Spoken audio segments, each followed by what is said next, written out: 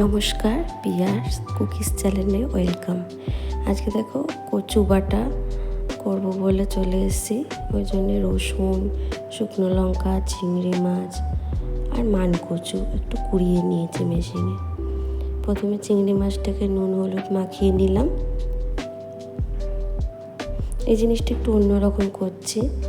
আর রসুনটাকে তেল দিয়ে ভাজছি না, শুকনো কড়াইয়ের মধ্যে পোড়া পোড়া করে ভেজে নিচ্ছি। শুকনো লঙ্কাগুলো ওইভাবে ভেজে নেব, কোনো তেল দেবো না।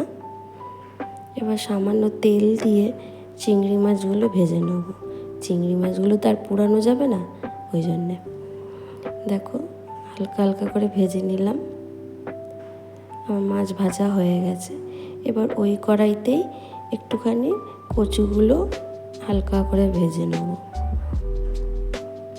দেখো হয়ে গেছে, নামিয়ে নিলাম। এবার মিক্সির বাটিতে ওই শুকনো লঙ্কা, রসুন, তারপরে চিংড়ি মাছ, কচু সব একসঙ্গে বেটে নুন, মিষ্টি, সর্ষের তেল দিয়ে ভালো করে মাখিয়ে নিলাম। মাখানোটা দেখাতে পারছি না, এক হাতে ভিডিও করি। প্লিজ আপনার কিছু ভিডিওটা ভালো লাগলে লাইক, শেয়ার, কমেন্ট করুন।